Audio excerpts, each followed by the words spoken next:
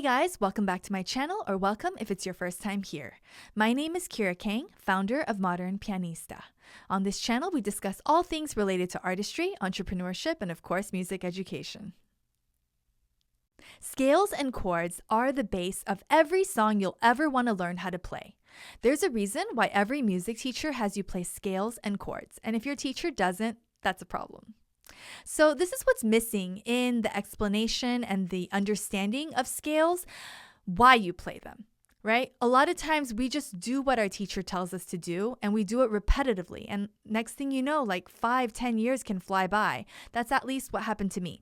So when I began teaching, I realized I need to show my students why we practice scales. I didn't actually know until I had a moment myself at the piano and I was like, wait a second. Scales teach your fingers how to speak melody. So when that dawned on me, I was like, all right, I gotta lead with this. So I'm gonna say that again. That's also the title of this video because that is how important this is. Scales teach your fingers how to speak melody. So when you learn them traditionally, you are learning how to move across the piano. It helps your fingers fly across the piano. So if your goal is to play classical pieces beautifully, you do want to play them traditionally. But this is geared for more singer-songwriter producers. The way that I teach is more for singer-songwriter producers. And so the way you would benefit most is to learn how to improvise on these scales. So I created an exercise called Octave scales.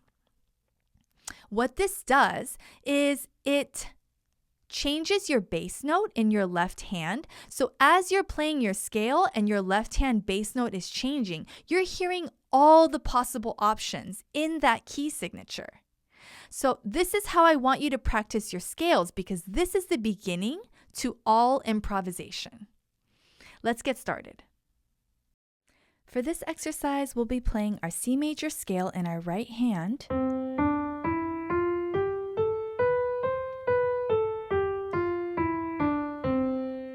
with descending octaves in our left hand.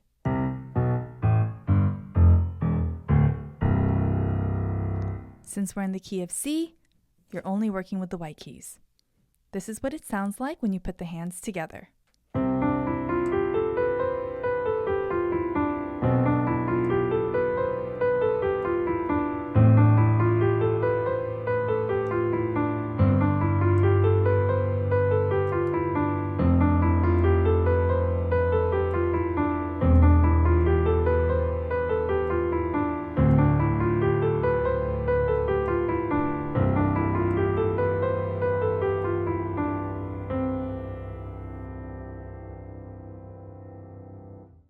I like to give this exercise to my students as soon as they finish learning their traditional C major scale.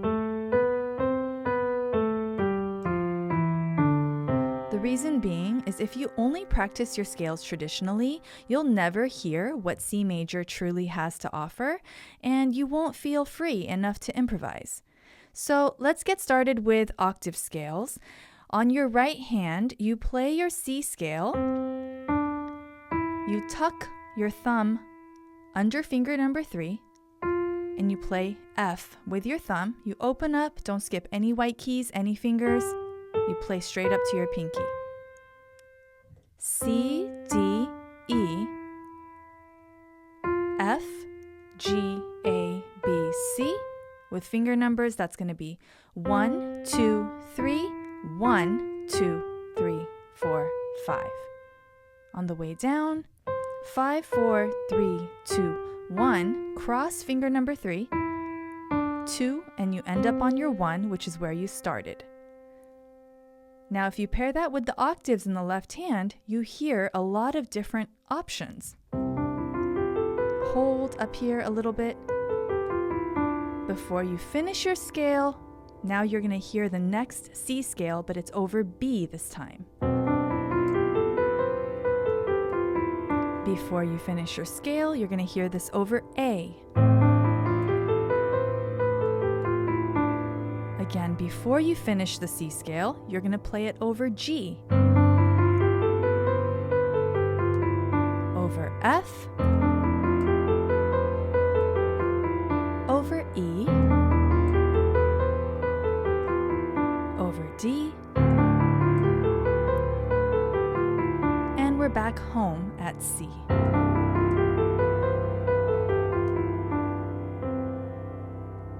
So this is definitely a more artistic way of playing your scales. It's more creative, and it actually sounds like you're making music, which is the point, right? If you're only practicing your scales this way, and you do that for years and years on end, you don't see the point.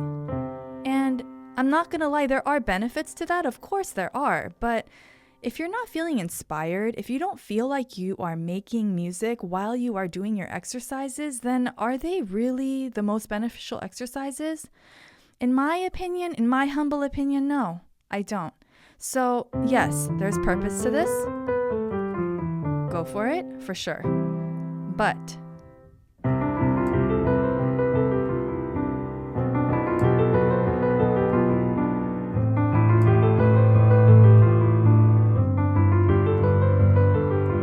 this is undeniably more interesting.